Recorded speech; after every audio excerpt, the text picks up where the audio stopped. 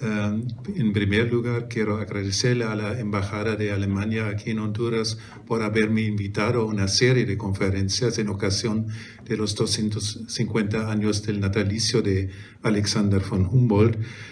Me alegra mucho estar con ustedes aquí y agradezco también al Museo de la Identidad Nacional por recibirnos para esta conferencia. Voy a hablarles, como ya les dijo el señor embajador, sobre esta temática relativamente poco conocida en relación con esta figura de Alexander von Humboldt.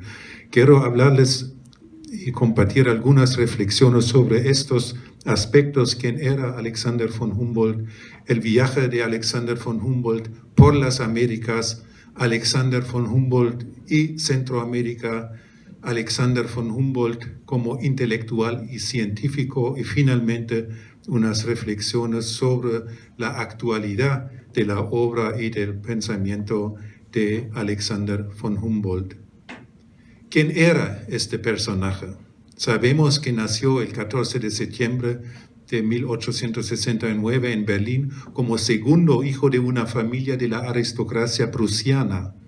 Su hermano mayor era también muy conocido, Wilhelm von Humboldt.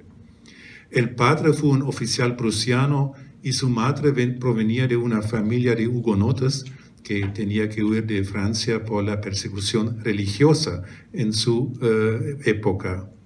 Y para tener una idea de la importancia de esta familia, solamente les quiero mencionar que el rey Federico Guillermo II, Friedrich Wilhelm II, formó parte del grupo de los padrinos de Alexander. Entonces ya pueden imaginarse la importancia de esta familia. Realizó estudios superiores en las universidades de Frankfurt-Oder, en el este de Alemania, y Göttingen, y las academias de comercio en Hamburgo y de minerías en Freiberg entre 1787 y 1792. Después trabajó durante casi 5 años como funcionario asesor en la administración pública de la minería estatal de Prusia, como muchos otros intelectuales de su época. El mismo Johann Wolfgang von Goethe trabajó también como funcionario en la minería del Estado prusiano en ese tiempo. El año 1796 fue un año sumamente importante en la vida de Alexander von Humboldt porque murió su madre y heredó él una gran fortuna de su madre que le permitió financiar su viaje a las Américas, algo que hoy soñamos como académicos, porque él no dependió de un gran proyecto que tenía que presentar ante una burocracia estatal o académica, sino podía financiar su viaje, su investigación por sus propios recursos.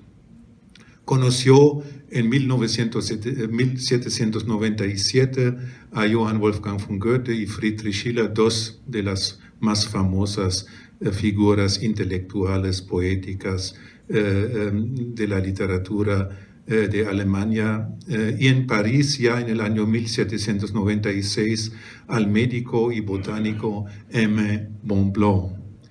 Después realizaron juntos este viaje, Alexander von Humboldt y M. Bonpland, el viaje al continente americano entre 1799 y 1804.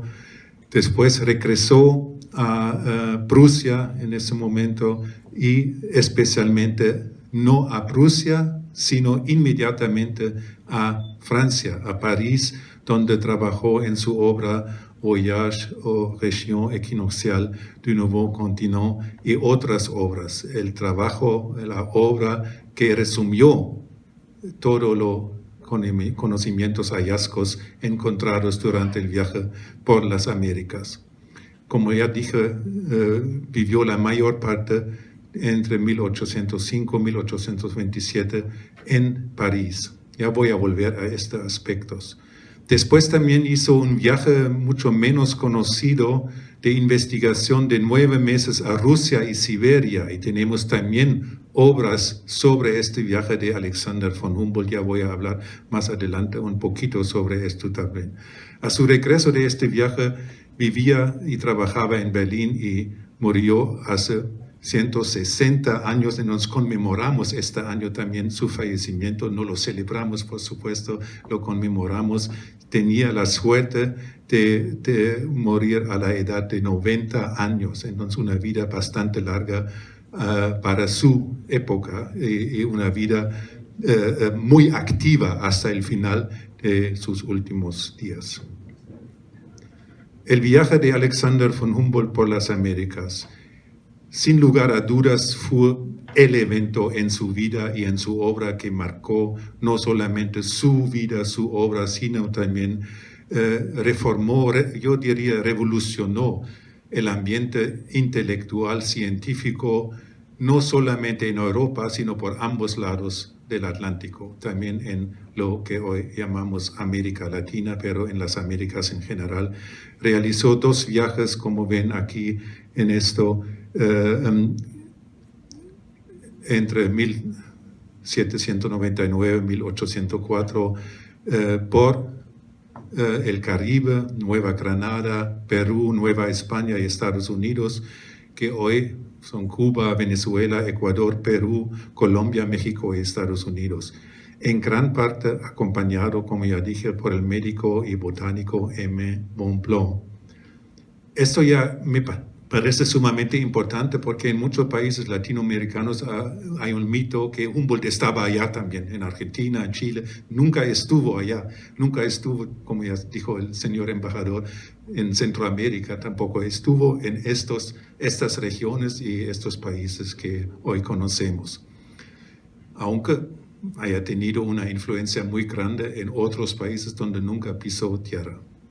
El resultado de estos viajes es una vasta obra compuesta por un sinnúmero de libros y artículos, así como miles de páginas de diarios y cartas en los que recopila, analiza e interpreta una inmensa cantidad de datos sobre las Américas de su época. En esta obra destaca especialmente la generación de conocimiento inter- y transdisciplinario en múltiples áreas del saber, desde la botánica, pasando por la meteorología, la geología, la física, la oceanología y la vulcanología, a la etnología, la sociología y la arqueología. Entonces le interesaban también mucho los aspectos culturales y políticos y sociales. Ya también voy a hablar un poquito más sobre esto más adelante. Como dije ya, realizó estos viajes con su compañero, colega, el botánico M. Bonpland. Aquí ven un cuadro contemporáneo, coetáneo de su época, que muestra un poquito la situación en la que estaban, de una manera, diría yo, bastante idílica, porque eran viajes con mucha fatiga. Subieron, como sabemos, a lo que pensaron en ese tiempo que era la montaña más alta, el Chimborazo. Sabemos hoy en día que no es la montaña más alta. Si medimos del centro de la Tierra, sí es la montaña más elevada, pero no es en términos absolutos la montaña más grande en la actualidad. Vemos especialmente que viajaron con muchos instrumentos de última data, del más alto nivel de ese momento en las ciencias. Aquí les traigo solamente unos ejemplos de lo que escribió Alexander von Humboldt después de este viaje, la obra más importante, la Viaje a las regiones equinocciales del Nuevo Continente, publicado este libro en 30 volúmenes entre los años 1807 y 1834, una obra gigantesca que todavía no está completamente estudiada, no sabemos todavía de todos los conocimientos hallazgos recopilados en esta obra. Y también quiero llamar la atención a su ensayo sobre la isla de Cuba, publicado este ensayo en el año 1826 en 2 volúmenes, 2 obras sumamente importantes, y voy a referirme un poquito más adelante principalmente a la segunda. Aquí ven algunos facsímiles de estas obras. Escritas en francés, como ven. Eso no es la traducción, es el original. Sobre esto voy a hablar también un poquito más adelante. Hay que hablar también sobre este señor que no es Alexander von Humboldt, sino es el ya mencionado M. Bonpland, que nació en 1773 en La Rochelle, en Francia, y murió en Argentina, en Santa Ana, el 10 de mayo de 1858. Su verdadero nombre era Aimé Jacques Alexandre Goujon, aunque era conocido como Bonpland como buena planta, debido al apodo que le dio su abuelo a su padre al enterarse aquel del nacimiento de su hijo. Era naturalista, médico y botánico, estudió entre 1791-97 medicina, ciencias naturales y botánica en París, en Rochefort y Toulon, y de nuevo en París, donde obtiene su título de doctor en medicina.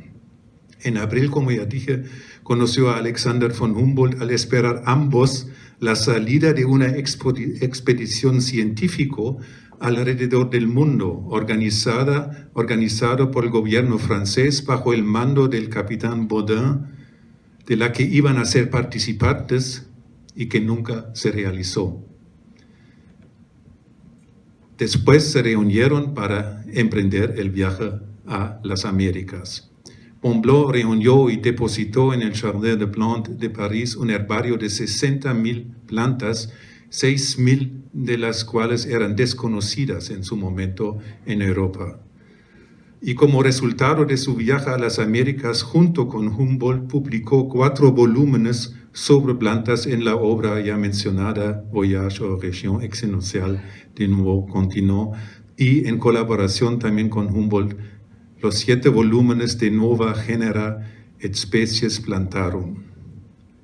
También elaboró una notable colección de insectos que fueron estudiados por el entomólogo francés Latreille y publicados en colección de observaciones de zoología y anatomía comparada en 1811. El archivo de Bonpland, esto me parece importante, quedó en la Facultad de Ciencias Médicas de la Universidad de Buenos Aires, porque él vivía mucho tiempo de su vida y murió en Argentina.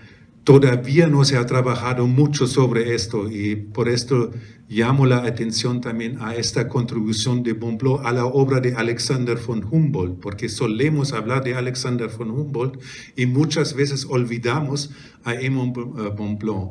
La obra de von Humboldt no hubiera sido posible sin esta colaboración con Aimé Bonpland, y creo que es todavía un desideratum entre los científicos, entre los académicos, rescatar también esta obra de Aimé Bonpland, rescatar también su legado que queda allá en Argentina, y lo menciono así explícitamente, y voy a volver esto también a este aspecto de esta cooperación prusiano-francesa, para decirlo de esta manera, desde otra perspectiva.